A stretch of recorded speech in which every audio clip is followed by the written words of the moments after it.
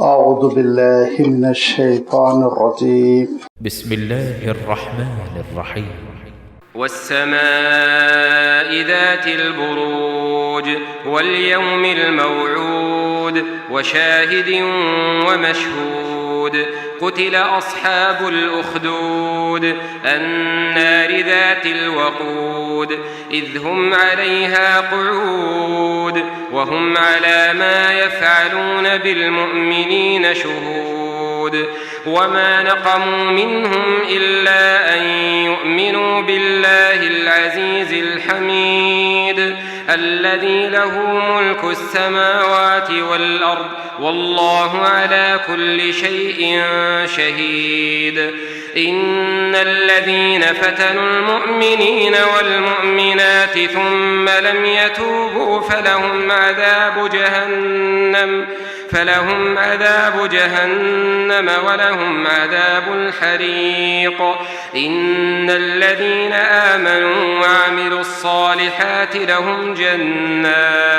لهم جنات تجري من تحتها الأنهار ذلك الفوز الكبير إن بطش ربك لشديد إنه هو يبدئ ويعيد وهو الغفور الودود ذو العرش المجيد فعال لما يريد هل أتاك حديث الجنود فرعون وثمود بل الذين كفروا في تكذيب والله من ورائهم محيط بل هو قرآن مجيد في لوح محفوظ صدق الله العظيم. الحمد لله رب العالمين والصلاة والسلام على سيد المرسلين وعلى آله وأصحابه أجمعين أما بعد.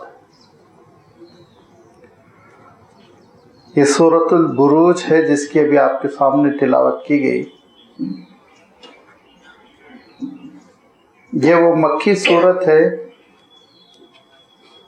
جو اللہ کے رسول صلی اللہ علیہ وسلم پر اس موقع پر نازل ہوئی جبکہ مکہ مکرمہ میں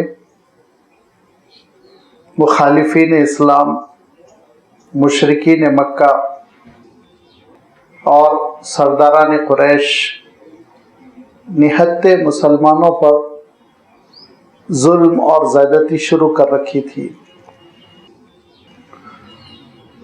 مفسرین نے اندازہ یہ لگایا کہ نبوت کا یہ پانچواں سال تھا جبکہ یہ سورت نازل ہوئی. اور اس سورت میں اللہ تعالیٰ نے محض ایمان قبول کر لینے کی وجہ سے اہل ایمان کو جن آزمائشوں سے، مصیبتوں سے، امتحانات سے گزرنا پڑتا ہے اس کی جانب اشارہ فرمایا. ثابت قدمی کیا نتیجہ برآمد کرتی ہے جب ایمان والے چٹان کی طرح جم جاتے ہیں، مصیبتیں سہ لیتے ہیں راہ خدا میں، تو اس کا جو رزلٹ آتا ہے، نتیجہ برآمد ہوتا ہے، وہ کتنا اہم ہوتا ہے اس کا بھی اشارہ ہے. اور جو ظلم کرتے ہیں، نہتوں کا جینا حرام کر دیتے ہیں، کمزوروں کو پریشان کرتے ہیں، وہ کیسے تباہ و برباد ہو جاتے ہیں. تاریخ بھی ان کو کیسے فراموش کرتی ہے، دنیا میں بھی ان پر کیسی مصیبتیں آتی ہیں، آخرت میں ان کے لیے کیسا ہولناک خطرناک عذاب تیار کیا گیا ہے. سب کی جانب اللہ تعالیٰ نے اشارہ فرمایا. بیک وقت اس سورت کے نزول سے حضرت عمار کو، حضرت یاسر کو، حضرت بلال کو، حضرت صہیب رومی کو تسلی مل رہی ہے، تو دوسری جانب ابو جہل کو، ابو لہب کو، عتبہ کو، شیبہ کو اور دیگر ان ظالموں کو جنہوں نے ظلم کی حدیں پار کر رکھی ہیں تنبیہ مل رہی ہے، ان کو بیدار کیا جا رہا ہے کہ اپنی طاقت کے نشے میں چور ایسی زیادتیاں نہ کرو کہ خود اپنے پیر پہ کلہاڑی چل جائے، تباہ ہو جاؤ، برباد ہو جاؤ۔ تمہارے لیے بھی توبہ کا موقع ہے۔ اللہ تعالیٰ نے بھی توبہ کا دروازہ کھلا رکھا ہے، جب وہ بند ہو جائے گا تو برباد ہو جاؤ گے۔ ان کو یہ متنبہ کیا جا رہا ہے، اور اس کے ساتھ ساتھ اللہ تعالیٰ نے قیامت کا بھی تذکرہ فرما دیا کہ وہ بھی ایک حقیقت ہے، جیسے کہ پچھلی صورتوں میں گزر چکا ہے، چاہے وہ سورہ تکویر ہو، سورہ انفطار ہو، یا گزشتہ اتوار جو صورت پڑھی گئی جس کی تفصیل کی گئی سورۃ الانشقاق ہو۔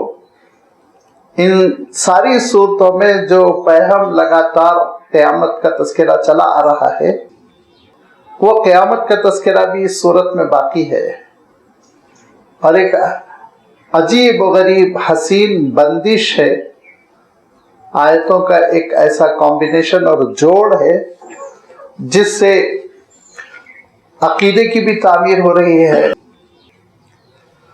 عمل کی اصلاح کی دعوت بھی دی جا رہی ہے، اور تاریخ کی ایک ایسی حقیقت بھی بیان کی جا رہی ہے جس سے اکثر ظالم غافل ہوتے ہیں، ان کی نگاہوں سے یہ حقیقت اوجھل ہوتی ہے اور بعد میں ان کو پچھتانا پڑتا ہے۔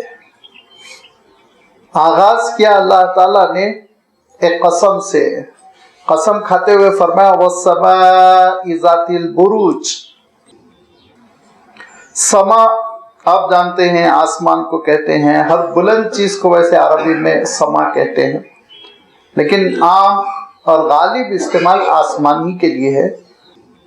ذات البروج، جو بروج والا ہے، قسم ہے اس آسمان کی جو برجیوں والا ہے۔ بروج ویسے عربی میں اس کا جو صحیح مفہوم ہے وہ یہ کہ اگر آپ کسی قلعے کو دیکھنے جائیں تو اس کے اطراف لمبی چوڑی ایک دیوار ہوتی ہے، اس کو ہم اردو میں فصیل کہتے ہیں۔ اس دیوار کا آپ مشاہدہ کیجئے، اس دیوار میں آپ ایک چیز دیکھیں گے کہ ہر 100-200 فیٹ پر ایک مینارہ جیسی چیز بنائی جاتی ہے۔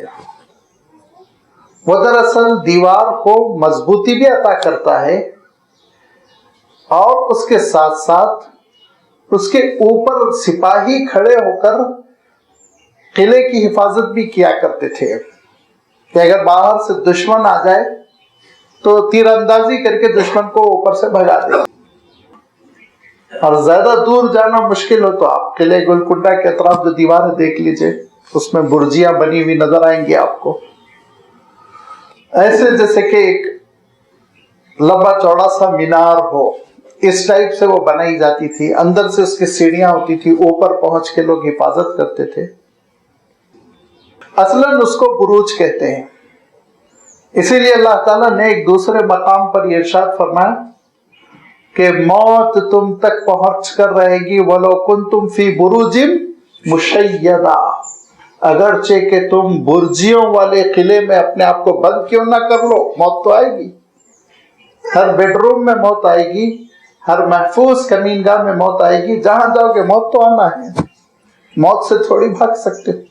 تو وہاں بھی بروج کا لفظ آیا ہے، اللہ تعالیٰ نے بروج کا لفظ استعمال فرمایا کہ فصیل، بند، مضبوط قسم کے قلعہ۔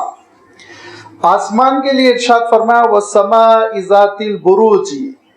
پچھلے مفسرین آج سے 1500 سال پہلے، 1000 سال، 1200 سال پہلے انہوں نے مختلف زاویوں سے غور کیا، لیکن آپ دیکھیں گے حضرت عبداللہ ابن عباس رضی اللہ تعالیٰ عنہ نے صراحت کی کہ اس زمانے کے اعتبار سے لفظ استعمال کیا کہ افلاک والا آسمان، یسبحون فی کل فلک یسبحون قرآن پاک میں آیا ہے۔ فلک کا ترجمہ ہم آربٹ سے کر سکتے ہیں، یہ جو اسپیس ہے، اس اسپیس میں آربٹس بنی ہوئی ہیں جو ہماری اور آپ کی نگاہوں کو نظر نہیں آتی، لیکن چاہے یہ آپ کی دھرتی ہو، یہ گلوب ہو آپ کا، یا چاند ہو، یا کوئی بھی ستارہ ہو، آپ کی فیملی کا ہو، سولار سسٹم کا، یا گیلیکسی کا کوئی بھی ستارہ ہو، ملکی وے کا کوئی بھی ستارہ ہو، کلسٹر کا کوئی بھی ستارہ ہو، چاہے آپ جتنی دور چلے جائیں، سائنس بتاتی ہے کہ ان کی آربٹ مقرر ہے، راہیں مقرر ہیں، ان راہوں پر یہ ستارے چلتے ہیں۔ اگر اپنی راہوں سے یہ ہٹ گئے، اپنے آربٹ سے یہ ہٹ گئے، تو پھر تو قیامت ہو جائے گی، زبردست ٹکر ہوگی۔ تو یہ افلاک کا جو ترجمہ کیا جا سکتا ہے وہ یہ کہ وہ اسپیس، وہ آسمان، یہ بلند و بالا کائنات جس میں اللہ تعالیٰ نے راہیں رکھی ہیں ستاروں کے لیے، دنیا کے لیے، چاند کے لیے، وَالسَّمَاءِ ذَاتِ الْبُرُوجِ، یہ راہیں ہم کو نظر نہیں آ رہی ہیں، لکیریں نہیں ہیں، مائل سٹون نہیں لگے ہوئے ہیں، نشانیاں نہیں لگی ہوئی ہیں، لیکن طے ہے، اللہ تعالیٰ بھی جانتا ہے، اور جو ستارہ اس پر گھوم رہا ہے اس کو بھی حکم ہے اسی پہ چلو۔ آج یہ ایک حقیقت کے طور پر مانا جاتا ہے۔ تو ذرا سوچو کہ جس رب العالمین کی شان یہ ہے کہ اس نے سارے ستارے اور سیاروں کے لیے راہیں طے کر دی، تو کیا انسان کو وہ گمراہ چھوڑے گا؟ انسان کی بھی راہیں ہیں، اور اس کے لیے بھی اللہ تعالیٰ نے ہر چیز مقدر فرما دی، اور اس پر لامحالہ اس کو چلنا پڑتا ہے۔ اس کو نہیں معلوم کل اس کے ساتھ کیا ہونے والا ہے، لیکن اللہ تعالیٰ جانتا ہے کہ موصوف کی راہ یہ ہے، اس پہ چلنا ہے، ان حادثوں کے شکار ہونا ہے، یہ کامیابیاں ملنی ہے، یہ ناکامی ملنی ہے، یہاں تک کہ انسان کی ایک منزل آئے گی اور اختتام کو وہ پہنچے گا، اور وہ کیا ہوگا؟ وَالْيَوْمِ الْمَوْعُودِ، وہ طے شدہ دن ہے جہاں تک کہ انسان کو اپنی راہیں طے کرتے ہوئے پہنچنا ہے۔ موعود جس کا وعدہ کیا گیا، الیوم آپ جانتے ہیں دن کو کہتے ہیں، تو طے شدہ دن بھی گواہ ہے، اس کی بھی اللہ تعالیٰ نے قسم اٹھائی اور ارشاد فرمایا کہ دیکھو برجیوں والا آسمان اور طے شدہ دن یہ تم کو بتا رہا ہے کہ کچھ ہونے والا ہے، اور کیا ہونے والا ہے اس کا تذکرہ آگے آ رہا ہے۔ فرمایا وَشَاهِدٍ وَمَشْهُودٍ، اور گواہی دینے والا بھی گواہ ہے، اس کی بھی قسم کھائی جا رہی ہے، جس کی گواہی دی جا رہی ہے اس کی بھی اللہ تعالیٰ نے گواہی اور اس کو بھی بطور ایویڈنس پیش کیا، پروف اور ثبوت کے طور پر۔ گواہی دینے والا شاہد کون ہے؟ جس کی گواہی دی جا رہی ہے مشہود کون ہے؟ اس میں بڑے متعدد ترجمے ہیں۔ بعضوں نے کہا گواہی دینے والے اور حضوری والے فرشتے مراد ہیں، اور جس چیز کی گواہی دی جا رہی ہے وہ جمعے کا دن ہے، اس کی فضیلت ہے، تو لازمی بات ہے جمعہ کا دن، اس کی فضیلت، اس کا کون انکار کر سکتا ہے؟ جب اللہ تعالیٰ نے خود قرآن پاک میں ایک سورت نازل فرما دی تو لازمی بات ہے وہ دن، اس کی اہمیت و فضیلت تو ہے، لیکن یہاں وہ مراد ہے کہ نہیں ہے، یہ مفسرین میں ہمیشہ اختلاف رہا۔ بعضوں نے کہا نہیں، فرشتوں کا جو نزول ہوتا ہے وہ شاہد ہے، اور یوم عرفہ، میدان عرفات وہ مشہود ہے، یہ رائے بھی لی بعض مفسرین نے۔ لیکن اگر آپ سیاق سے دیکھیں، جس سلسلے میں گفتگو ہو رہی ہے، کلام کو آپ مربوط کریں، تو مفسرین کی ایک بڑی تعداد نے جو یہ رائے دی کہ شاہد اور مشہود سے دراصل ہر انسان اور اس کا نام اعمال یا اس کے نام اعمال کو لے کر جو فرشتہ قیامت کے دن اس کے ساتھ کھڑا ہوا ہوگا وہ مراد ہے، کیونکہ وَالْيَوْمِ الْمَوْعُودِ فرمایا کہ وہ دن جس کا وعدہ کیا گیا ہے، جو طے شدہ ہے، جو آ کر رہے گا، اس کی بھی قسم۔ تو اس سے مناسبت رکھنے والی چیز کیا ہے کہ میدان قیامت میں جو انسان کھڑے ہوئے ہوں گے وہ مشہود ہوں گے، ان کے بارے میں گواہی دی جائے گی، اور شاہد گواہی دینے والے فرشتے ہوں گے، کیونکہ اللہ تعالیٰ نے سورۃ القاف میں صاف ارشاد فرمایا ہر انسان کے ساتھ سائق و شہید، ایک تو اس کو کھینچ کے لے کر چل رہا ہوگا فرشتہ، دوسرا گواہی دینے کے لیے اس کا نام اعمال لیے چل رہا ہوگا۔ لہذا یہاں وشاہدین و مشہودین، اس ترجمے کو، اس مفہوم کو تقویت ملتی ہے کہ وہ فرشتے جو نام اعمال کی گواہی دیں گے اور وہ شخص جس کے بارے میں گواہی دی جائے گی، یہ دونوں کی قسم کھاتے ہوئے اللہ تعالیٰ ارشاد فرماتا ہے دیکھو قیامت کا دن ایک حقیقت ہے، برپا ہوگا، ہو کر رہے گا، تم انکار کرو چاہے نہ کرو۔ اور اس ترجمے کے لیے جو تقویت کا سامان فراہم کرنے والی چیز ہے وہ یہ کہ آپ شاہدین و مشہودین کو نکرہ دیکھ رہے ہوں گے۔ ٹیکنیکلی نکرہ معرفہ یہ عربی کی دو چیزیں ہیں گرامیٹیکلی۔ والیوم الموعود پر آپ دیکھ رہے ہیں الف لام ہے، الیوم ہے، الموعود ہے، الف لام ہے، لیکن والشاہد والمشہود نہیں ہے، دیکھیے وداؤٹ الف لام ہے، یہ تنوین کے ساتھ ہے۔ ایسے لفظ کو نکرہ کہتے ہیں۔ الیوم اور الموعود یہ دونوں کو معرفہ کہیں گے، اور شاہدین و مشہودین اس کو نکرہ کہیں گے۔ اور گرامیٹیکلی ایسا یوسیج بغیر الف لام کے یہ جب ہوتا ہے تو اس کا مفہوم ہوتا ہے عمومی، ایک عموم آ جاتا ہے اس مفہوم میں، خصوص باقی نہیں رہ جاتا ہے۔ مخصوص کرنے کے لیے تو الف لام استعمال کیا جاتا ہے۔ تو جب عمومیت پیدا ہو رہی ہے تو لازمی بات ہے ایک عمومی مجمع ہوگا، ہر فرد شاہد ہوگا، ہر فرشتہ شاہد ہوگا، اور ہر میدان حشر میں حاضر انسان وہ مشہود ہوگا۔ یہ مفہوم زیادہ نکھر کر آتا ہے، ورنہ یہ تنوین اور الف لام کا حذف کر دینا، استعمال نہ کرنا بے معنی ہو جائے گا اگر ہم کوئی خاص معنی میں لیں۔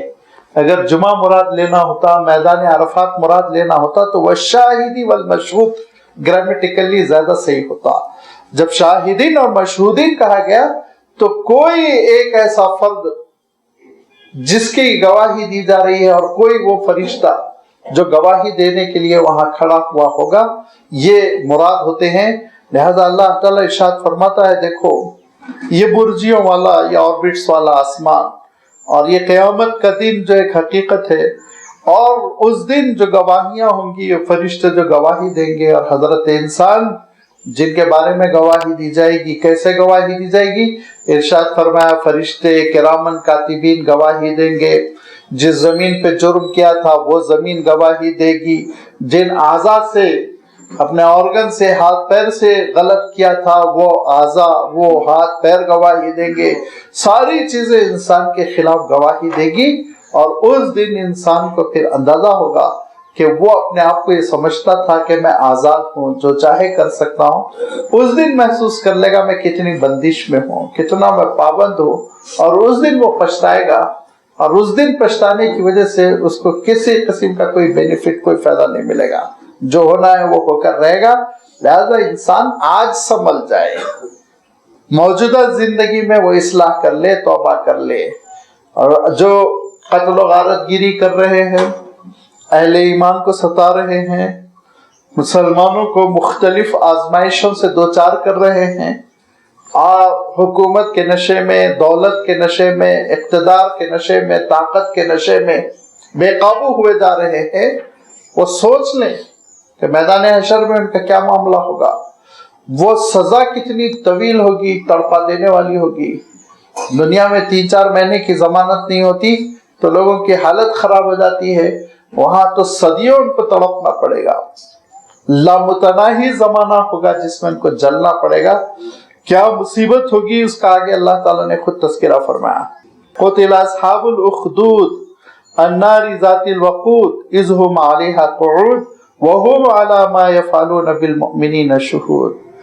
مارے گئے وہ لوگ جو گڑھا کھود کر اس پر بیٹھے ہوئے تھے۔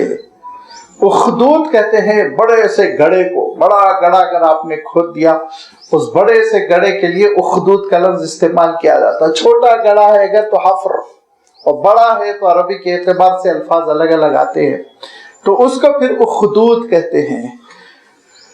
असहाबुल उखदूद वो लोग थे जिन्होंने एक बड़ा सा गड़ा खुदवाया था। उनके बारे में इरशाद फरमाया कुतिला, वो मारे गए, तबाह हो गए। वो समझ रहे हैं उन्होंने लोगों को तबाह किया, वो समझ रहे हैं उन्होंने लोगों को कत्ल किया, उन्होंने लोगों को मार डाला। नहीं, खुद मरे हैं, ये खुद तबाह हो गए। कैसे तबाह हुए उसकी तफसील आ रही। वो एक ऐसा गड़ा था, कुतिला असहाबुल उखदूदी अन्नारी ज़ातिल वक़ूद, जिसमें दहकती हुई आग थी। अन्नार जानते हैं आप, आग। ज़ातिल वक़ूद दहक रही थी, शोले थे उसमें, लपकते हुए शोलों वाली दहकती हुई आग थी। और उस आग के अतराफ इज़हुम अलैहा क़ुऊद, ये बैठे हुए थे, कुर्सियां लगाए, तमाशा देख रहे थे। ये तमाशा देख रहे थे, इनको लुत्फ आ रहा था। और क्या तमाशा देख रहे थे? वो तमाशा देख रहे थे वो अला मा यफ़अलून बिल मुमिनीन शुहूद, मोमिनों के साथ जो किया जा रहा था उसका वो तमाशा देख रहे थे, मुशाहिदा कर रहे थे। मुशाहिदा करने में बड़ा मजा आ रहा था, लेकिन इरशाद फरमाया कि क़यामत के दिन तुम्हारा मुशाहिदा किया जाएगा, तुम अजाब के शिकार हो जाओगे। और ये वाक़या तफसील के साथ इमाम मुस्लिम रहमतुल्लाह अलैह ने बयान किया अपनी किताब में, इमाम तिरमिज़ी रहमतुल्लाह अलैह ने बयान किया। ये दो अहम किताबों का तो मैं हवाला दे रहा हूँ, वरना आप इमाम इब्न कसीर रहमतुल्लाह अलैह के पास देखेंगे तफसीर में, आप बैज़ावी में देखेंगे, आप इस वाक़ये की तफसील कुर्तुबी में देखेंगे, आप इस वाक़ये की तफसील इब्न जरीर तबरी के पास देखेंगे। सारे मुहद्दिसीन ने, मुफस्सिरीन ने इस वाक़ये को बयान किया कि अल्लाह के रसूल सल्लल्लाहु अलैहि वसल्लम की आमद से बहुत पहले, बाज़ों ने 70 साल लिखा, नजरान के इलाके में एक बादशाह था और उसका नाम ज़ू नवास लिखा, ज़ू नवास। और वो जो है मुशरिक था, तौहीद वाले मजहब से वाकिफ नहीं था, लेकिन धीरे धीरे वहां हजरत ईसा अलैहिस्सलात व तस्लीम की तालीमात पहुंचने लगी थी अतराफ व अकनाफ में। उसी असना ज़ू नवास की ममलकत में छोटा सा कोई छोटी सी स्टेट रही होगी, जैसे आज़ादी से पहले इंडिया में था रामपुर अलग, दक्कन अलग, भोपाल अलग, ऐसे ही कोई छोटी सी स्टेट रही होगी। उसका वो शहंशाह था और वहां पर एक जादूगर रहा करता था जो बूढ़ा हो गया था। और वो जादूगर ये चाहता था उसको एक अच्छा सा नौजवान शागिर्द मिल जाए तो मरने से पहले अपना फन उसको शिफ्ट कर दे, मुंतकिल कर दे। लिहाजा उस जादूगर को एक लड़का हाथ लगा और बाद रिवायतों में आता है खुद शहंशाह ने, ज़ुनवास ने, बादशाह ने उस लड़के को मुतय्यन किया कि ये बच्चा ज़हीन है, समझदार है, ये तुमसे जादू सीखेगा। अब लफ्ज साहिर भी आया है, काहिन भी आया है, मिलती जुलती चीजें हैं सब। ये जूतोश ज्ञान कह लीजिए, जादूगरी कह लीजिए, ये सब कुफरियात मिलती जुलती है, एक दूसरे से जुड़ी हुई हैं। लिहाजा उस बच्चे ने सीखना तो शुरू किया, लेकिन पहला दूसरा रोज ही था कि उसने देखा रास्ते में एक इबादत खाना बना हुआ है। सौमातुन कहते हैं ईसाइयों की खानकाहों को, तो एक खानका एक इबादत के लिए एक इमारत बनी हुई है, तो उसमें वो दाखिल हो गया। तो देखा वहां एक बड़े अल्लाह वाले हैं और इबादतों में मशगूल है। बच्चा उनकी सोहबत में बैठा, उन्होंने कुछ बातें समझाई, तौहीद का तज़किरा किया होगा, हजरत ईसा अलैहिस्सलाम के हालात बतलाए होंगे, आसमानी मज़ाहिब का तारुफ कराया होगा। बच्चे को बातें भा गई और उनके पास अच्छा खासा घंटा 2 घंटा बैठता। जादूगर के पास पहुंचता तो लेट हो जाता, जो आने का टाइम होता वो उस वक्त पे न पहुंचता तो जादूगर डांट डपट करता। तो बच्चा कहता क्या करूं, घर वालों ने छुट्टी नहीं दी, उन्होंने देर कर दी। कभी कभी उल्टा कर देता कि जादूगर के पास चला जाता जल्दी, वापसी में इनके पास बैठता, राहिब के पास, और लेट हो जाता। घर वाले डांट डपट करते तो कहता भाई वो जादूगर छोड़ ही नहीं रहा था, वहां देर हो गई। इस तरह वो सीखता रहा और उन बुजुर्गों की नसीहतों पर अमल करता रहा। जो इबादत उन्होंने बताई, जिक्र, अस्कार, नमाजें, जो जो हजरत ईसा अलैहिस्सलाम की शरीयत में चीजें थी, वो मिलावट वाला दीन नहीं था, खालिस दीन था। वो दीन वो बच्चे को मिलने लगा। यहाँ तक के 1-2 साल में اس کی دینی معلومات بڑی زبردست ہو گئی اور اعمال بہت سدھر گئے، عقیدہ پکا ہو گیا۔ ایک مرتبہ وہ آ رہا تھا، جادوگر کی طرف جانے کے لیے گھر سے نکلا تو دیکھا مجمع کھڑا ہوا ہے، بھیڑ کھڑی ہوئی ہے۔ اس نے پوچھا کیا ہوا، آگے کیوں نہیں بڑھتے؟ ایک روایت میں یہ ہے کہ کوئی درندہ درخت میں چھپا بیٹھا تھا، دوسری روایت میں یہ ہے کہ ایک اژدہا تھا جو راستے پہ آ کے لیٹ گیا تھا۔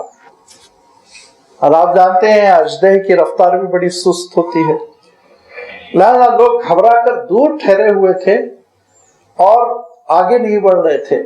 یہ ایسا تھوڑی تھا آج کل کی سڑکیں جیسی بنی ہوئی ہیں، وہ تو جنگل کے راستے ہوا کرتے تھے، پگڈنڈیاں۔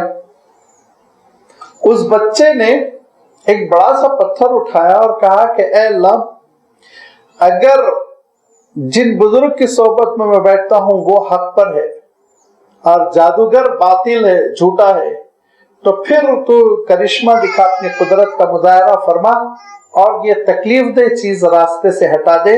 یہ کہہ کے وہ پتھر پھینکا اور وہ لگا اس جانور کو اور وہ جانور مر گیا، قصہ ختم ہو گیا اور لوگوں نے راستے سے ہٹا دیا۔ پھر چلت پھر شروع ہو گئی، آمد و رفت شروع ہو گئی۔ یہ واقعہ بچے نے اس بزرگ سے بیان کیا تو انہوں نے کہا کہ بیٹے مجھے لگ رہا ہے تم مجھ سے زیادہ آگے بڑھ چکے ہو اپنی روحانی کیفیت میں، اور میں سمجھتا ہوں اب یہ چیز چھپے گی نہیں اور تم پر آزمائشیں آئیں گی، اور آزمائشیں آئیں تو اپنے تک رکھنا، نہ کھول دینا یہ بات پوری کہ یہاں پہ میری خانقاہ بنی ہوئی ہے میں یہ سب کرتا ہوں، ورنہ مجھ پہ بھی مصیبت آ جائے گی۔ بچے کا یہ عمل دیکھ کر، نوجوان 16 17 18 سال کا، اس کا یہ عمل دیکھ کر مجمع بہت متاثر ہوا کہ ایک پتھر انہوں نے دور سے پھینکا اور اس درندے سے، اس جانور سے ان کو نجات مل گئی۔ لہذا لوگ جوق در جوق اپنے مسائل لے کر اس نوجوان کے پاس حاضر ہونے لگے۔ اب یہ لڑکا کیا کرتا، یہ داعی بنا ہوا ہے، لوگ آتے اور کہتے بہت دنوں سے فلاں مرض میں مبتلا ہوں، بہت پریشان ہوں، ذرا آپ شفا دے دیتے۔ لڑکا کہتا ہے نعوذ باللہ، شفا میرے ہاتھ میں نہیں، شفا اللہ کے ہاتھ میں ہے، میں دعا کروں گا لیکن کنڈیشنل، مشروط، اگر تم شرک سے باز آ جاؤ اور اللہ تعالیٰ پہ ایمان قبول کر لو میں تمہارے لیے دعا کر دیتا ہوں۔ لوگ وعدہ کر لیتے، مرتا کیا نہ کرتا، پریشان جب ہوتے ہیں لوگ کسی مرض میں تو کیا کیا حرکتیں نہیں کر جاتے، آپ دیکھیے۔ وہ بچہ اس طرح سے دعوت توحید دے دیتا اور لوگ دھیرے دھیرے دھیرے دھیرے مسلمان ہونے لگے، ایمان قبول کرنے لگے، یہاں تک کہ شہنشاہ کے دربار میں ایک درباری تھے جو جن کی بینائی جانے لگی تھی، نابینا ہوتے چلے گئے تھے، ان کو اطلاع ملی کہ ایک لڑکا ہے جس کے پاس جانے سے شفا ہو جاتی ہے، لہذا وہ پہنچے اور انہوں نے پہنچ کے کہا کہ بیٹے میرے لیے بھی شفا کا معاملہ کر دو۔ اس نے کہا کہ میرے ہاتھ میں کچھ نہیں ہے، اللہ سے ہم دعا کریں گے، شرط یہ آپ ایمان قبول کر لیں۔ انہوں نے کہا ٹھیک ہے۔ بچے کی تقریر ہوئی، ایمان سمجھا دیا، ایمان انہوں نے قبول کر لیا، اور اس کے بعد بچے نے دعا کی، اللہ تعالیٰ نے دھیرے دھیرے دھیرے دھیرے ان کی بینائی کو واپس لوٹا دیا۔ ایک دن بادشاہ حیران ہوا، تم تو دیکھ نہیں پاتے تھے اب تو سب دیکھنے لگے۔ تو انہوں نے کہا کہ یہ ایک بچے کی کرامت ہے، ایک نوجوان ہے، اس نوجوان کی دعاؤں کا نتیجہ ہے، اور اللہ تعالیٰ کی، رب العالمین کی قدرت ہے۔ تو کہا رب العالمین، میرے خدا سے بھی ہٹ کے تمہارا کوئی خدا ہے؟ تو کہا ہاں، رب العالمین تو کچھ اور ہے، اللہ تعالیٰ تو وہ تو ساری قدرت کا حامل ہے اور اس کی قدرت سے ہر چیز ہو سکتی، کوئی چیز بعید نہیں ہو، سارے عالموں کا وہ رب ہے، اس کے سوا کوئی خدا نہیں ہے۔ تو بادشاہ نے کہا یہ مجھے بات سمجھ میں نہیں آ رہی، کہ کون سے دین کی بات کر رہے ہو تم، کس مذہب کی بات کر رہے ہو، بلاؤ اس بچے کو۔ اس بچے کو بلایا گیا، بچے کو بلانے کے ساتھ ہی اس بادشاہ نے کہا کہ تمہارا کون سا مذہب ہے، کس مذہب کی تم بات کرتے ہو، کس دین کی پرچار کرتے ہو؟ بچے نے پورا تعارف کرا دیا، اللہ تعالیٰ، اس کی قدرت، اللہ تعالیٰ اور اس کی گرفت، اس کی سزائیں، اس کی جزا اور رسالت، نبوت، جو جو چیزیں اسلام سے، ایمان سے متعلق تھی۔ بادشاہ نے کہا اس مذہب کو تو میں ماننے والا نہیں، अब तुम भी इस मजहब को छोड़ दो और बताओ सीखे कहां से तुम, सोर्स क्या है। इतना बच्चे को मारा, सताया, इतनी तकलीफें दी कि वो बेचारे के मुंह से निकल गया कि हमारे उस्ताद तो फला बुजुर्ग है, राहिब है, फला जगह उनका मदरसा है, खानका है जहां वो सिखाते हैं। सिपाहियों को भेजा, उनको बुलाया और कहा कि यहाँ के सरकारी मजहब को, आबाई दीन को कबूल करो, जिस मुल्क में रहते हैं उस मुल्क की बात करो। उन्होंने कहा नहीं, मैं अपने दीन को नहीं छोड़ सकता हूं। बच्चे के सामने आरे से उनके 2 टुकड़े करवा दिए, सर से आरा चलवाया पैर तक और उनको चीर के रख दिया, 2 टुकड़े कर दिए। उनकी वफात हो गई। लेकिन बच्चा, ये नौजवान दीन से नहीं फिरा। उसने कहा मेरे साथ भी जो करना है, मैं तो अल्लाह ताला के दीन पर बरकरार रहूंगा। अब चूंकि कौम का बच्चा था और कौम के लोगों ने कहा नहीं आप ये नहीं कर सकते, आरी चलाकर इस तरह से जुल्म नहीं कर सकते, तो उसने सिपाहियों के हवाले किया और कहा कि देखो पहाड़ की ऊंची चोटी पर ले जाके वहां से ऐसा फेंको कि पाश पाश हो जाए, इसका सर भी जो है टूट के भेजा भी निकल जाए, किस्सा खत्म हो जाए, सख्त सजा दो।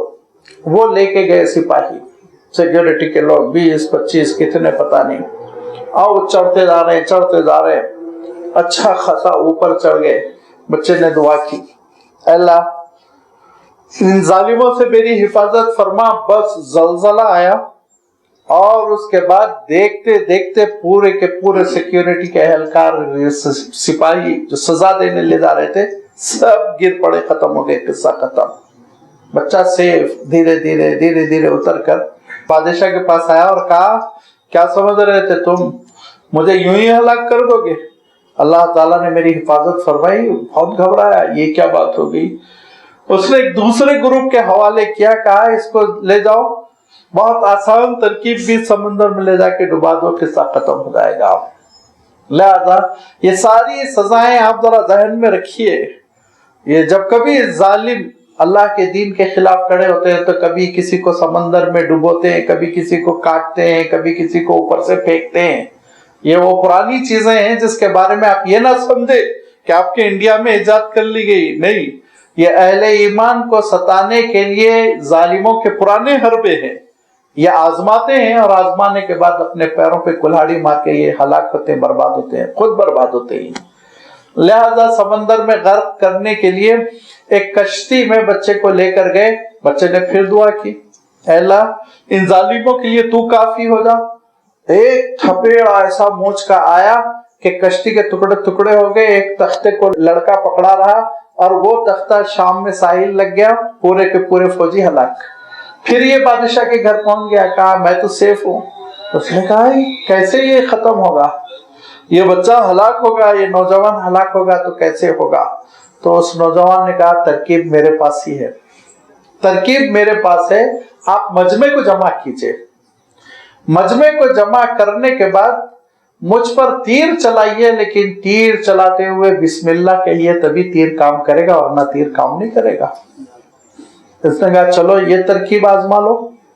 अब वो बच्चा जो है ना, देखिए याद रखिए, इंसान जब ईमान की राह पर चलता है तो तरक्की होती है, और उस तरक्की की वजह से फिर वो पहले एक सालिक होता है, पहले मुब्तदी होता है इब्तिदा, फिर सालिक बनता है, फिर फना फिल्ला हो जाता है। एक मकाम ऐसा आता है कि जिसके बारे में अल्लाह के रसूल सल्लल्लाहु अलैहि वसल्लम इरशाद फरमाते हैं कि अल्लाह ताला खुद इरशाद फरमाता है। क्या फरमाया अल्लाह के रसूल सल्लल्लाहु अलैहि वसल्लम, जिसको हदीस कुदसी कहते हैं। अल्लाह के रसूल सल्लल्लाहु अलैहि वसल्लम फरमाते हैं, अल्लाह ताला इरशाद फरमाता है कि जब मेरा बंदा मेरी रजामंदी के लिए, खुशनुदी के लिए अपने आप को फना कर लेता है, नवाफिल का एहतमाम, तहज्जुद का एहतमाम, इतना तकर्रुब हो जाता है कि फरमाया अल्लाह ताला ये इरशाद फरमा रहा है कि मैं उसका वो हाथ बन जाता हूँ जिससे वो पकड़ता है, उसका वो पैर बन जाता हूँ जिससे वो चलता है। यानी वो अल्लाह ताला के अहकाम में खत्म हो जाता है, डूब जाता है, फना हो जाता है।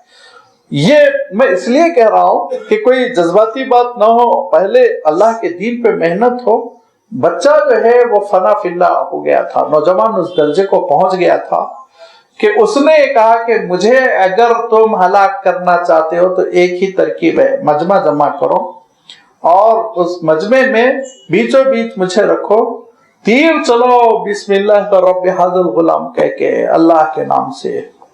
بادشاہ نے کہا آزما لو، مجمع جمع ہو گیا، اور اس کے بعد سے کہتے ہیں 12,000 کا مجمع تھا، بعض روایتوں میں 70,000 کا مجمع تھا۔ بچے کو ایک بڑے سے پلیٹ فارم پہ رکھا گیا، اونچی جگہ پہ، اور پھر یہی جملہ کہتے ہوئے بسم اللہ رب الغلام کہتے ہوئے جو تیر چلائی گئی تو اس کی پیشانی میں تیر داخل ہوئی، خون کا فوارہ نکلا، وہ تیر کو ایسے کھینچا اور انگلی رکھی، اور اس کے بعد کلمہ پڑھتا ہوا اللہ کا نام لیتا ہوا وہیں وفات پا گیا۔ اب مجمع تھا کہ لا الہ الا اللہ کے نعرے سے گونج گیا، اور وہ ہو گیا جو بچہ چاہتا تھا، نوجوان چاہتا تھا۔ مملکت بدل گئی، سب کے سب مسلمان ہو گئے۔ یہ ظالموں کا حشر دیکھیں کیسے شکست ہوتی ہے کہ کبھی کبھی داعی کا، وہ داعی جو فنا فی اللہ ہوتا ہے، اس کے ایک قدم سے پورے کے پورے حالات بدل جاتے ہیں، پورے کے پورے حالات بدل جاتے ہیں۔ حضرت خبیب رضی اللہ تعالیٰ عنہ کو جو گرفتار کیا گیا، بڑا لمبا واقعہ ہے نا، کہ اللہ کے رسول صلی اللہ علیہ وسلم نے کچھ معلمین کو، قراء کو تعلیم کے لیے ایک جگہ بھیجا، تو جو لے کے جا رہے تھے وہ جھوٹے تھے، منافق تھے، انہوں نے غداری کی، اور اس کے بعد ان لوگوں کو گھیر لیا، اور گھیرنے کے بعد حضرت عاصم امیر تھے، ان کو شہید کر دیا، اور حضرت خبیب کو لے جا کر، چونکہ بدر کی جنگ تھوڑے دن پہلے ہوئی تھی اور مکے والے انتقام کی آگ میں جل رہے تھے، تو حضرت خبیب کو بیچ دیا۔ ابو سروا نامی ایک شخص نے خریدا، جن کے کوئی رشتہ دار بھی جنگ بدر میں مر گئے تھے، وہ بدلہ لینا چاہتا تھا، اور اس کے بعد مکہ مکرمہ میں مشورہ ہوا حضرت خبیب کے ساتھ کیا کیا جائے۔ بالاتفاق یہ قرارداد پاس ہوئی کہ خبیب کو سولی پہ لٹکا دیا جائے، مارا جائے، مجمع میں مارا جائے۔ تو حضرت خبیب نے کہا ٹھیک ہے، کوئی مسئلہ نہیں ہے، لیکن یہ کہ صبح ہوئی اور جب لوگوں کی آنکھ کھلی تو دیکھا حضرت خبیب کے پاس عمدہ قسم کے انگور ہیں اور وہ کھا رہے ہیں۔ لوگوں نے کہا کہ مکے میں انگور پہنچنا مشکل، یہ خبیب تو کمرے میں بند تھے، ان کے پاس کیسے؟ حضرت خبیب نے وہی جواب دیا جو حضرت مریم نے دیا تھا، یہ اللہ کا رزق ہے، اللہ جس کو چاہتا عطا کرتا ہے، اور کہا کہ میری مونچھ وغیرہ ذرا بڑی ہو گئی ہے، میں اللہ کی راہ میں شہید ہو جاؤں تو ایسا نہ کہ بدنما سا نظر آئے، لہذا مجھے استورا دو جس سے میں اپنی مونچھ وغیرہ ٹھیک کر لوں۔ انہوں نے ایک استورا دے دیا۔ اچانک وہ گھر والی ان کے پیروں تلے زمین نکل گئی، انہوں نے دیکھا ان کا 4 سال کا بیٹا حضرت خبیب کی پہلو میں بیٹھا ہوا ہے، گود میں بیٹھا ہوا ہے، اور حضرت خبیب اس طرح سے اپنی مونچھیں ٹھیک کر رہے ہیں۔ وہ سمجھ گئی کہ میرے بچے کی تو گردن کاٹیں گے، لہذا گھبرا کر وہ ٹکٹکی لگائے حضرت خبیب کو دیکھنے لگی کہ یرغمال بنائیں گے، کیا کریں گے۔ تو حضرت خبیب نے کہا کہ بہن اگر آپ یہ سمجھتی ہیں میں بچے کو مار ڈالوں گا تو آپ غلط فہمی میں ہیں، میں یہ حرکت کرنے والا نہیں، میں صرف اپنی موچے صحیح کروں گا، آپ کا بچہ آپ کو مبارک۔ یہ آ کے بیٹھ گیا محبت سے میری گود میں۔ اس کے بعد حضرت خبیب کو حدود حرم سے باہر لے جایا گیا، اور بڑی تفصیل ہے، بہت ہی پڑھنے کے قابل واقعہ ہے حدیث کی کتابوں میں، کیسے آپ نے 2 رکعت نفل پڑھی، اور مختصر نفل پڑھ کے کہا کہ لوگوں نماز میں بڑا دل لگ رہا تھا، لیکن تم لوگ کہیں یہ کہو گے کہ خبیب ڈر گیا اسی لیے میں نے نماز مختصر کر دی۔ اس کے بعد حضرت خبیب کو جو سولی دی گئی تو اس مجمع میں کتنے لوگ تھے جنہوں نے حضرت خبیب کی نماز اور حضرت خبیب کی سولی اور سولی پہ چڑھتے ہوئے یہ کہنا کہ پروردگار تیری راہ میں میرا جو بھی حشر ہو مجھے کوئی پرواہ نہیں، یہ کہتے ہوئے موت کو قبول کر لینا، موت کو گلے لگانا، یہ وہ منظر تھا جس کی وجہ سے سینکڑوں نوجوانوں نے اسلام قبول کیا۔ اس مجمع کے وہ لوگ جنہوں نے اسلام قبول کیا وہ خود روایت کرتے ہیں آگے چل کے یہ ہوا تھا، یہ ہوا تھا، اور ہمارے دلوں میں اسی وقت اسلام داخل ہوا۔ یہ کبھی کبھی جو داعیوں کی قربانی ہوتی ہے، ان پہ جو مصیبتیں آتی ہیں اور ان کو جو ستایا جاتا ہے، ظلم کیا جاتا ہے، تو لوگ سمجھتے نہیں کہ ان کے اوپر ظلم ہونے کی وجہ سے بہت سے لوگ اللہ کے دین کی طرف مائل ہوتے ہیں. میں یہ عرض کر رہا تھا کہ اب وہ نوجوان وفات پا گئے, مجمع اسلام قبول کر گیا. اب بادشاہ صاحب کو اپنی گدی کی فکر ہوئی, یہ تو ماس پاور بن گیا ہے, تو دھیرے دھیرے پوری مملکت میرے ہاتھ سے نکلے گی. لہذا فوراً ایمرجنسی میٹنگ, مشورہ ہوا. تو یہ مشورہ طے پایا کہ ایک بڑا سا گڑھا کھدوائیے آپ, 1.5 ایکڑ کا بڑا سا. اخدود میں نے عرض کیا نا, بہت لمبے چوڑے گڑھے کو کہتے ہیں. بڑا سا گڑھا کھدوائیے اور اس میں جنگل کے خوب درخت لا کر, تنے لا کر بھر دیں اور اس کو آگ لگا دی جائے, دہکایا جائے. اس کے بعد جتنے مسلمان ہوئے لائن سے کھڑا کیجئے اور ان سے یہ کہیے مرتد ہوتے ہو. مرتد کے معنی ہوتے ہیں اسلام چھوڑ کر کفر کی طرف چلے جانا. تو یا تو آپ اسلام کو چھوڑتے ہو یا نہیں. اگر وہ چھوڑ دے اس کو چھوڑ دو, نہیں وہ کہے نہیں میں رہوں گا اللہ کے دین پہ, تو اس کو آگ میں پھینکنا. لہذا شروع ہوا سلسلہ, لائن لگ گئی اور اس کے بعد ایک ایک کر کر مسلمان کو آگ میں ڈالا جانے لگا. تفسیر مظہری میں آتا ہے کہ وہ آگ کا مسئلہ یہ تھا کہ ظاہر میں آگ تھی, اندر میں جنت تھی, رحمت ہی تھی. جو پہنچتا حضرت ابراہیم علیہ السلام کے لیے جیسے ٹھنڈی اور عافیت والی کر دی گئی تھی, ویسے ہی ایمان والوں کے لیے وہ کر دی گئی تھی. اور اس کی دلیل یہ تھی کہ اخیر میں ایک ماں کی باری آئی, ایک خاتون کی, اور ان کے گود میں شیرخوار بچہ تھا, 1 سال 6 مہینے کا چھوٹا سا بچہ تھا. اب اس کے بعد سے جب ان کی باری آئی تو خاتون تو ایمان والی تھی اور ایمان بہت مضبوط تھا, وہ شہید ہونے کے لیے تیار تھی, لیکن ایک قدم وہ رک گئی یہ سوچ کے کہ بچہ بھی جائے گا میرے ساتھ. ماں کی ممتا بچے کے لیے, اس کی وجہ سے وہ ٹھٹک گئی. تو وہ چھوٹے سے بچے نے, چند مہینے کے بچے نے کہا یا امی اصبری فإن ظاہرہ النار باطنہ الرحمہ. اماں آگے بڑھیے, اماں آگے بڑھیے, یہ بظاہر آگ ہے, اندر اللہ کی رحمت ہے. لہذا وہ ماں بھی آگے بڑھی اور وہ ماں بھی شہید ہو گئی. اور اس کے بعد کہتے ہیں کہ ایک دم آگ بھڑک گئی, بھڑک کر گڑھے سے باہر نکل گئی, اور باہر نکل کر جو تماشا دیکھ رہے تھے ان کی طرف لپکنے لگی. تو ذو نواس بھاگا, بھاگتا چلا گیا اور آگ اس کا تعاقب کرتی چلی گئی, یہاں تک کہ ایک تالاب دیکھ کر وہ تالاب میں کودا تاکہ آگ سے بچ جائے, لیکن تالاب کی تہہ میں اس کی قبر بن گئی, ہمیشہ کے لیے ختم ہو گیا. حکومت کے نشے میں, اقتدار کے نشے میں جو ظلم و زیادتی کرتے ہیں ان کا انجام بہت برا ہوتا ہے, بہت برا ہوتا ہے. یزید نے کتنے دن حکومت کی حضرت حسین کی شہادت کے بعد؟ 6 مہینہ. اس کے بعد پورا خاندان تباہ ہو گیا. بیٹا نوجوان 18 سال کا, اس کو تخت پہ بٹھایا, جیسے ہی حکومت کے لیے اس کو تخت پہ بٹھایا پاگل ہو گیا, وہ اٹھ کے بھاگ گیا, پاگل ہو گیا.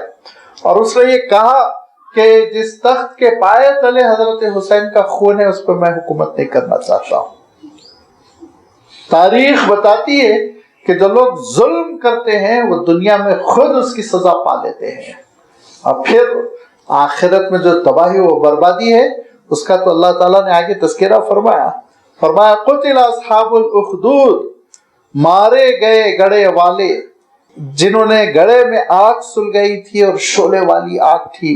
اذ ہم علیہا قعود, وہاں بیٹھے ہوئے تماشا دیکھ رہے تھے. وہم علی ما یفعلون بالمؤمنین شہود, اور جو کچھ مومنوں کے ساتھ وہ کر رہے تھے اس کے وہ گواہ بھی تھے, تماشا بھی تھے, دیکھ رہے تھے, لطف لے رہے تھے. کیوں ستا رہے تھے, یہ کیوں سزا دے رہے تھے؟ کون سا ملک کا قانون انہوں نے توڑا تھا؟ ان مسلمانوں نے کون سا فساد مچایا تھا؟ کون سا بگاڑ پیدا کیا تھا؟ وما نقموا منهم الا ان يؤمنوا بالله العزيز الحميد.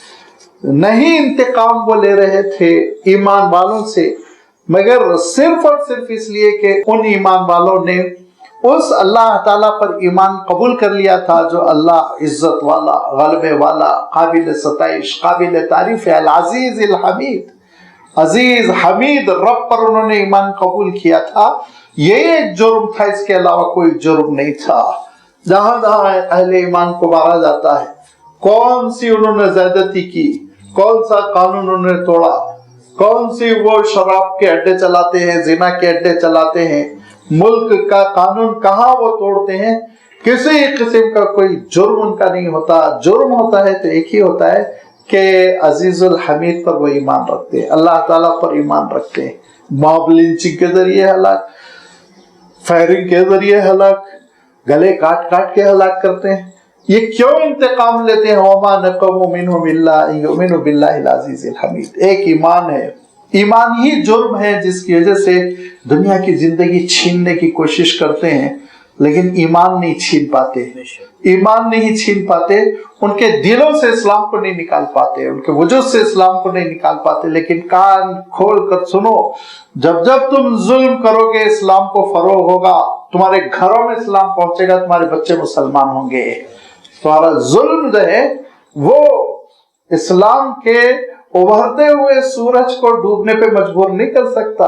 کیا فرمایا اللہ تعالیٰ نے؟ هو الذي ارسل رسوله بالهدى ودين الحق ليظهره على الدين كله, غالبا کر رہے گا. کیا ارشاد فرمایا؟ یریدون ان یطفئوا نور اللہ بافواہہم, اپنی پھوکوں سے اللہ تعالیٰ کے روشن کیے ہوئے دیے کو بجھانا چاہتے ہیں, اور اللہ تعالیٰ نے تہیہ کر لیا ہے کہ یہ نور اسلام کی تکمیل ہو کر رہے گی. ایک ایک ملک میں پہنچ رہا ہے اسلام, اور ایک ایک خطے میں اسلام پہنچ رہا ہے. یہ ایک حق ہے, ایک سچائی ہے. سچائی کا مقابلہ کرو, ہمت پیدا کرو کہ جو سچائی ہے اس سے آنکھیں ملاؤ. اس کو دبانے کی کوشش سے تم تھوڑی کامیاب ہو جاؤ گے. فرمایا کہ کیوں انتقام لے رہے تھے, کیوں انتقام لیا؟ غزوہ احد کیوں ہوا؟ غزوہ خندق کیوں ہوا؟ کیا کر رہے تھے مسلمان جا کر بتائیے؟ مدینہ منورہ سے ایک مسلمان بھی جا کر مکہ مکرمہ میں کوئی جرم کیا تھا؟ کیوں حملہ کر رہے تھے 450 کلومیٹر کا سفر کر کر کے؟ صرف اس لیے کہ ایمان ہے. ایمان نکال دو, ان کے وجود سے ایمان کو نکال دو, نہیں نکال سکتے. یہ ساری تاریخ رنگین ہے قربانیوں سے, اور کتنے آرے چل چکے ہیں ہم پر, اور کتنے آتشی مادے آزمائے جا چکے ہیں. کیا ہوا تھا گجرات میں؟ کیسے کیسے انہوں نے کیمیکلز استعمال کیے کہ پورے گھر دیکھتے دیکھتے غائب ہو گئے, جل کے قصہ ختم ہو گیا. تو کیا تم نے مسلمانوں کو ایمان سے محروم کر لیا؟ ایک شخص بھی مرتد ہوا اور یہ کہا کہ میں اسلام چھوڑتا ہوں. یہ چھوڑنے والے نہیں, قبول ہی کیا لوگوں نے قبول ہی کیا. آج تمہارے لیے مسئلہ بنا ہوا ہے. عیسائی دنیا کے پاس دولت ہے, عیسائی دنیا کے پاس اثر و رسوخ ہے, طاقت ہے, لیکن وہ عیسائیت فروغ نہیں پا رہی ہے جس کے پاس دولت کا انبار ہے. اور وہ مسلمان جن کو تم نے سلم ایریوں میں لے جا کے بیکورڈ کر دیا, وہ اسلام پھیلتا جا رہا ہے. ذرا سوچو, غور کرو, عقل سے کام لو نا, عقل سے کام لو. ارشاد فرمایا وَمَا نَقَمُوا مِنْهُمْ, نہیں انتقام لے رہے تھے ایمان والوں سے, لیکن صرف اور صرف اس لیے إِلَّا يُؤْمِنُوا بِاللَّهِ الْعَزِيزِ الْحَمِيدِ, کس رب سے جنگ مول لے رہے ہو. مسلمان کو شہید کر کے کس پروردگار سے لڑائی مول لے رہے ہو؟ الذی لہ ملک السماوات والارض. 2 گز کے ملک پہ حکومت کرنے والے, کان کھول کر سن لے, جس کی پوری کائنات ہے اس سے تم لڑائی مول لے رہے ہو. الذی لہ ملک السماوات والارض, جس کے حکم سے سورج چل رہا, جس کے حکم سے دنیا گھوم رہی ہے, جس کے حکم سے کائنات برقرار ہے. ایک حکم دے تہس نہس کر دے, ختم کر دے, کیونکہ واللہ علی کل شیء شہید, اللہ تعالی ہر چیز کو دیکھ رہا ہے, ملاحظہ فرما رہا ہے, اس کی نگاہوں میں ہے, اس کی نگرانی میں ہے. کوئی ایکٹیویٹی, سرگرمی, ظلم, زیادتی, ہلچل یہ نہیں ہے کہ اللہ کی نگاہوں سے نعوذ باللہ اوجھل. وہ ہر چیز کو دیکھ رہا ہے. پھر کیا فرمایا؟ پھر ظالم اس لیے ظلم کر رہا ہے کہ وَلَا تَحْسَبَنَّ اللَّهَ غَافِلًا عَمَّا يَعْمَلُ الظَّالِمُونَ. وہ ظالم جو کچھ کر رہا ہے اس سے اللہ کو اے مسلمانوں غافل نہ سمجھو, دیکھ رہا ہے. لیکن انما یؤخرہم لیوم تشخص فیہ الابصار, ہم خود مہلت دے رہے ہیں. مہلت کتنا کرنا ہے کر لو. پھر ایک دن آئے گا بالاخیر جس دن ان کی آنکھیں پھٹی پھٹی رہ جائے گی, گلے میں توق ہوگا, اور ان مجرموں کو زنجیروں سے کھینچ کے جہنم کی جانب لے جایا جا رہا ہوگا. ابدی جہنم, نہ ختم ہونے والی جہنم. واللہ علی کل شیء شہید.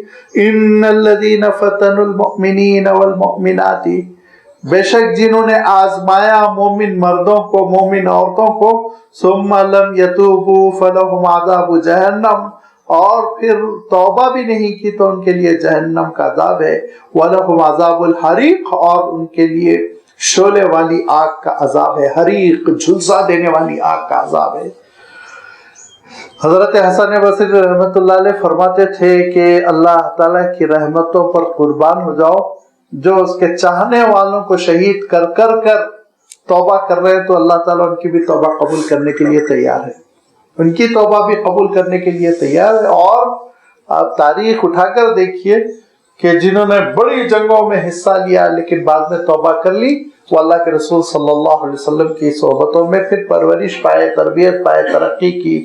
حضرت خالد بن ولید رضی اللہ تعالیٰ عنہ غزوہ احد میں مسلمانوں کو شکست کی سب سے اہم وجہ حضرت خالد تھے، حضرت خالد کی پالیسی تھی، حضرت خالد کی حکمت عملی تھی جو پیچھے سے حملہ کیا، لیکن بعد میں وہ مسلمان ہو گئے تو پھر رضی اللہ تعالیٰ عنہ بن گئے، اللہ کے رسول صلی اللہ علیہ وسلم کے چہیتے صحابہ میں سے ایک ہو گئے۔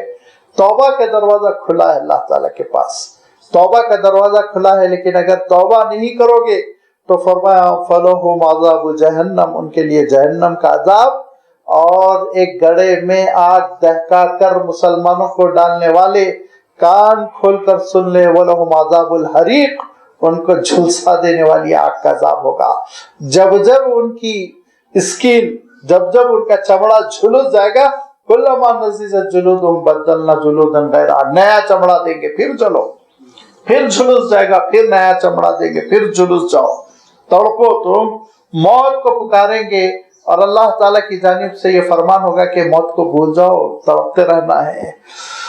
ان الذین آمنوا وعملوا الصالحات، جنہوں نے ایمان قبول کیا اور ایمان کے تقاضوں پر عمل کیا، نیکیوں پر کاربند ہو گئے، عاملوا الصالحات لہم جنات تجری من تحتها الانہار، انہی کے لیے جنتیں جس میں نہریں بہ رہی ہوں گی۔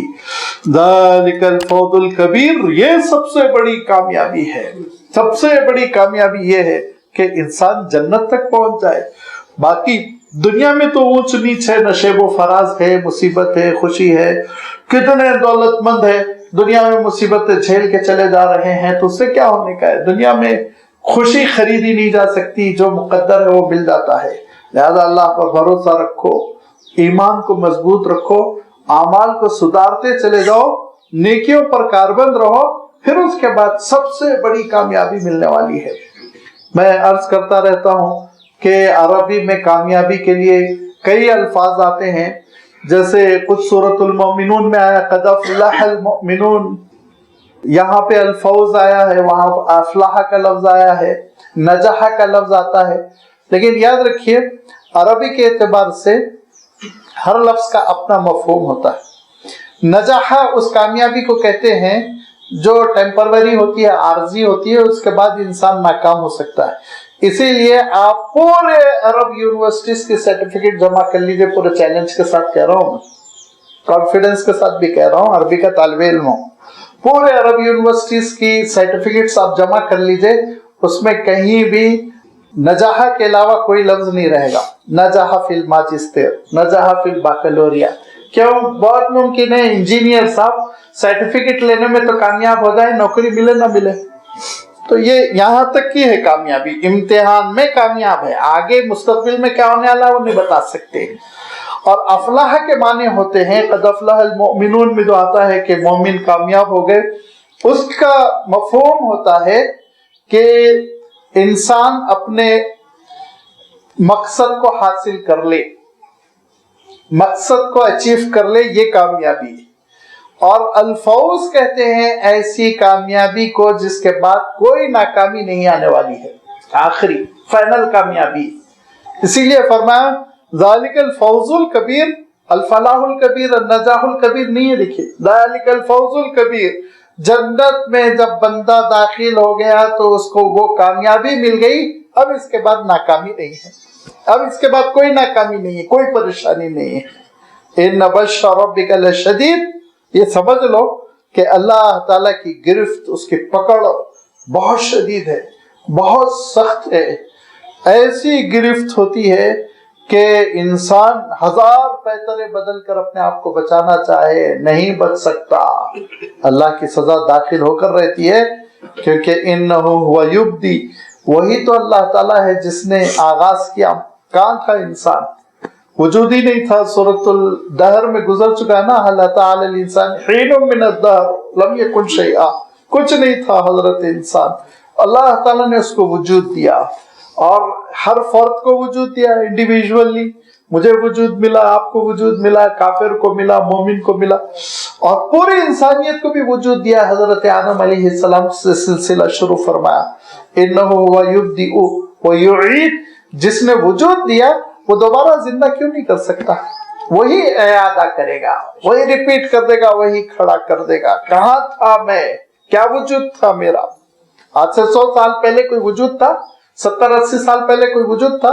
ہر فرد سوچ لے اپنے بارے میں کہ اس کے پیدا ہونے سے 1 سال 1.5 سال پہلے کیا چیز تھی، کوئی سرٹیفکیٹ تھی، کچھ سیمپل بنا کے رکھا گیا تھا، ماڈل بنا کے رکھا گیا تھا، ایسا ہونے والا ہے ہمارے گھر میں، اس کا یہ نام ہوگا، یہ قد ہوگا، یہ کلر ہوگا؟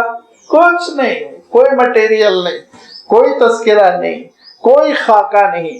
لیکن اللہ تعالیٰ رب العزت کی شان ہے کہ وہ پیدا کرتا ہے، وجود دیتا ہے، وہ حسن دیتا ہے، وہ ذہانت دیتا ہے، وہ سارا زندگی کا سامان عطا کرتا ہے۔ اور وہ رب جب یہ کہتا ہے، جب اللہ تعالیٰ یہ کہتا ہے دوبارہ میرے دربار میں تم کو حاضر ہونا ہے، تو انسان ڈاؤٹ کرتا ہے، شبہ کرتا ہے۔ کیوں ہے شبہ تم کو؟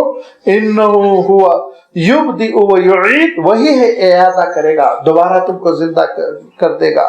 وَهُوَ الْغَفُورُ الْوَدُودُ، وہ بہت گناہوں پہ پردہ ڈالتا ہے، وہ انسان کو گناہوں کی وجہ سے رسوا نہیں کرتا۔ اس کی شان تو یہ کہ انسان جس وقت گناہ کرے پتھر کا بنا دے، وہ گناہ کرتا ہو پتھر کا بنا دے، ختم کر دے، اور ریڈ ہینڈڈ وہ ہلاک ہو جائے۔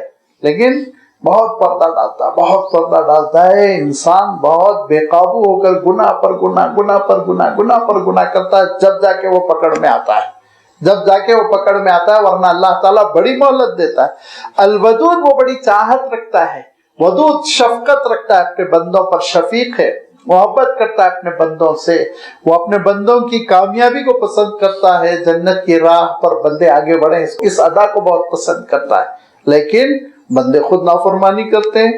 اللہ کے رسول صلی اللہ علیہ وسلم کا ایک واقعہ میں اس سے پہلے بھی آپ کی خدمت میں رکھ چکا ہوں کہ سفر ہو رہا ہے، ایک جگہ قافلے نے پڑاؤ ڈالا، اور وہ زمانہ بالکل سمپل تھا نا، سیدھا سادہ خیمے لگا لیے، اور چھوٹی سی بستی ہے، اور اس گاؤں کی خاتون ہیں جنہوں نے 3 اینٹیں لگا رکھی ہے، اس میں چولہا سلگایا ہوا ہے، لکڑیاں جل رہی ہیں، کچھ ہانڈی ہے، کچھ پکا رہی ہیں، اور ان کا ایک چھوٹا سا بچہ ہے، رینگتا ہوا آتا ہے اور آگ سے کھیلنے کے لیے ہاتھ ڈالنا چاہتا ہے۔ وہ ماں بچے کو اٹھاتی لے جاتی ہے، پھر دور چھوڑ کے آ جاتی، پھر اپنا پکوان کرتی ہے، بچہ پھر 5-6 منٹ میں دھیرے دھیرے 1-2 صحابہ لگاتار ٹکٹکی لگائی منظر دیکھ رہے تھے، اور انہوں نے اللہ کے رسول صلی اللہ علیہ وسلم سے کہا کہ اے اللہ کے رسول، اس ماں کو دیکھیے کہ اپنی ممتا کی وجہ سے بچے کو آگ میں جلنے سے بچا رہی ہے، تو رحمان اپنے بندوں کو آگ میں کیسے ڈالے گا؟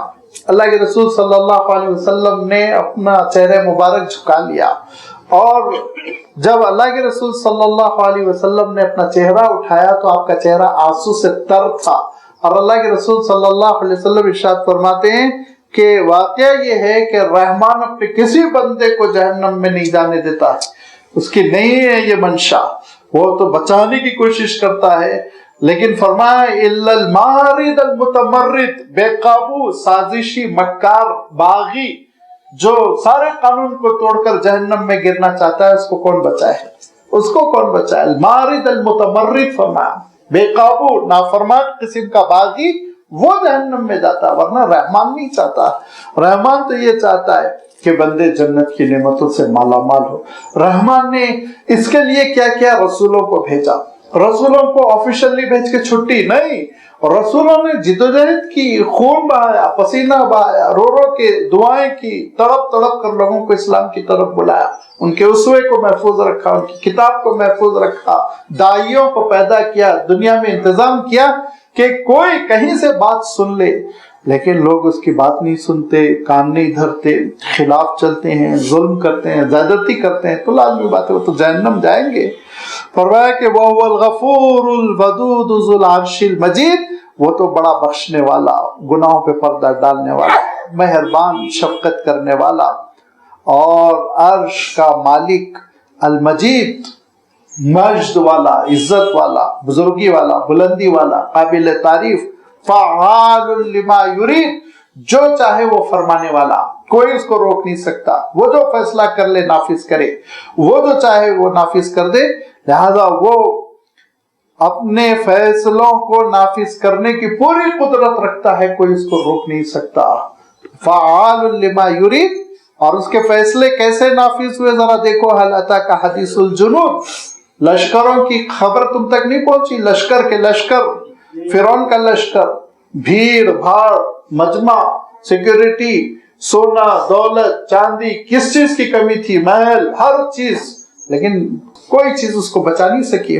فرعون و سمود کا کیا عالم تھا، طاقتور، محنتی، کثرتی بدن، ورزش کر کر کے، خوب کھا پی کے ہر قسم کی ترقی حاصل کر لی، اور یہ سمجھا ہم تو طاقتور ہیں، لمبے چوڑے ہیں، قوی ہیکل ہے، بدن مضبوط ہے، کہیں سے کچھ نہیں آئے گا۔ اللہ تعالیٰ نے ایک ہی آندھی بھیجی، سب کے سب ختم ہو گئے، قوم عاد ختم ہو گئی، قوم سمود ختم۔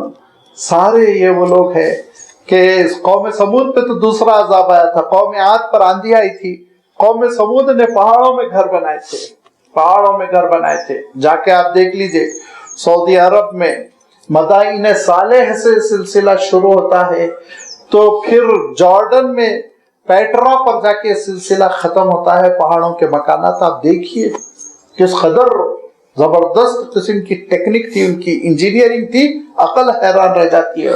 اور پیٹرا میں بالخصوص وہ جو عمارت ہے جس کو ٹریجر کہتے ہیں، اس کا حسن دیکھیے، ایک ہی پتھر میں جو بلڈنگ بنائی انہوں نے، قریب 60-70 فیٹ کی اونچی چٹان کو سوراخ کر کے، چھید کر کے جو خوبصورتی دی، یہ اتنی صلاحیت رکھنے والی قوم تباہ ہو گئی، برباد ہو گئی، اور قبر بنانے کے لیے ان کو جگہ نصیب نہیں ہوئی، اور گدھوں نے ان کی لاش کو کھا کر قصہ ختم کر دیا۔ فرمایا کہ هل اتاک حدیث الجنود فرعون و ثمود بل الذین کفروا فی تکذیب، انکار کرنے والے جو ہمیشہ جھٹلانے پہ تلے رہتے ہیں، واللہ من ورائہم محیط، اللہ تعالیٰ ان کو گھیرے ہوئے، اللہ کے کنٹرول میں ہیں، قابو میں ہیں۔